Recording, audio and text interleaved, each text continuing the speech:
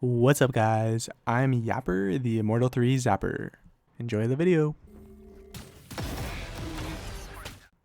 Everyone wants a higher rank. Bronze players want silver, silver players gold, plat players want diamond, even radiant players often want to take it to the next level, and some even lose motivation to play the game altogether because they fail to find that new motivation. Typically, when your teammate's 020, it's an X-Radiant longing for the sweet juice of a new rank. I mean, they can't rank up anymore, so now they want to experience ranking down? Sorry, not funny. Anyways, my point is, ranking up can seem hard, but it's not like ranking up is actually hard because all you gotta do to get better at the game is be better than the other people in your rank. The issue is that everyone overcomplicates the game. And it's not even your fault though. If you're unsure if your aim is bad, I'm gonna need you to download Aim Lab. Why? Because there's nowhere inside Valorant where you can accurately analyze every aspect of your aim. Unfortunately, Valorant isn't just flicking. Good aim in Valorant can actually be broken down into 3 categories: flicking, microcorrections, and smoothness. Once you've downloaded Aim Lab, just go onto this website right here. I'll link it down for you below. They literally just created a Valorant benchmark section where you can see your aim equivalent rank simply by playing the tasks. Flick Tech is for flicks, micros is for microcorrections, and stability is for smoothness. Yeah, it's going to take a bit of time to play each scenario in order to get the rank, but if you want to improve as a player, I think it's really important you do this. If you don't know where your current aim is at, it's going to be harder to judge whether or not aim is what you need to focus on. Once you are ranked in each category, it becomes super clear what you need to work on and what you need to do in order to improve your game. I'd focus on the aspect of your aim that you're ranked the lowest on first.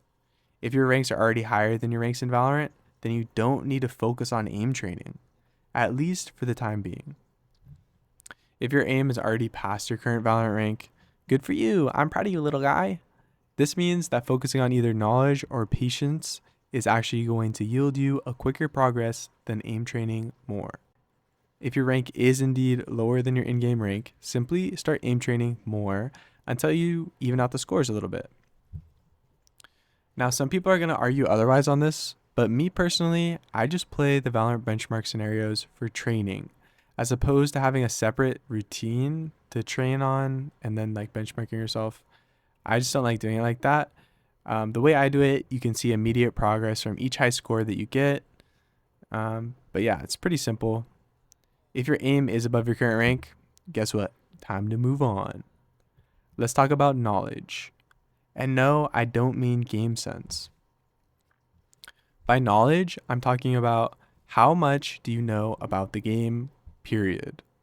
Do you know gun spray patterns, what good crosshair placement looks like, good movement, agent abilities, how to use them, basic strategy? We got playing the bomb, rushing sight, split pushing sight, playing retake, crossfires, lurking. The list could go on forever, but you get the point. Game knowledge, it's pretty easy. You either know things about the game or you don't. If there are things you don't know, then, go and learn about those things. Learning about them will help you improve as a player immediately. Some of these things are improved in the game by actually playing ranked.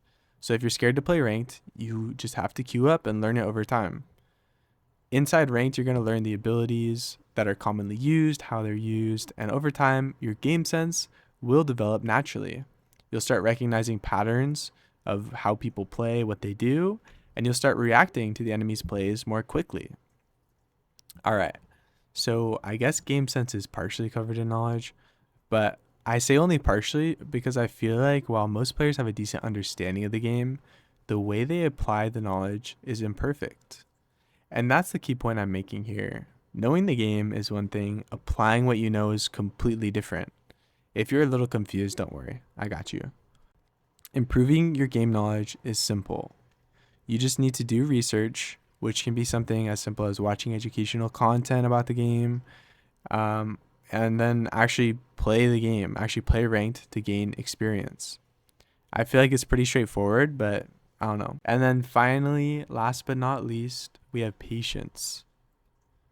Arguably, the most important skill you can develop in Valorant is the ability to be patient. Remember when I mentioned applying what you know? I like to think of patience as that, knowing how to apply your knowledge. Once you know everything about the game, you're going to know what needs to be done. And you're going to want to do it as fast as possible. I mean, obviously, why wouldn't you? I need to rush A site. I need to peek with D. Flash out. Take site. Plant bomb. Let me just stop you there. Simply knowing what needs to be done isn't enough. We also need to know when to do it. And that's where patience comes in. You need to have the patience to wait for the opportunities. If you have good game knowledge, then you will easily be able to recognize when opportunities arise. And when they do, simply capitalize on them. And so patience is extremely beneficial.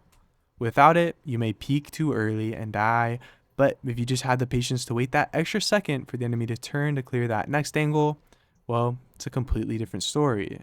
So you're probably starting to get the point here. But how do you know if this is your biggest weakness? Well, it's actually super easy to know if patience is your biggest weakness. Simply, if you feel like nothing's working no matter what you try, then I would say it probably is your issue. This is because you wouldn't be so frustrated if you didn't already know a lot about the game. I'm guessing you've tried everything from peeking with one movement key to improving crosshair placement, angle advantage, you name it, and yet you still get one tapped every time you fight. I'm telling you, work on your patience. In doing so, more opportunities will be presented to you, and not only will you get better at recognizing these opportunities, but you will get better at acting on them properly too. And so, I'll leave you with this.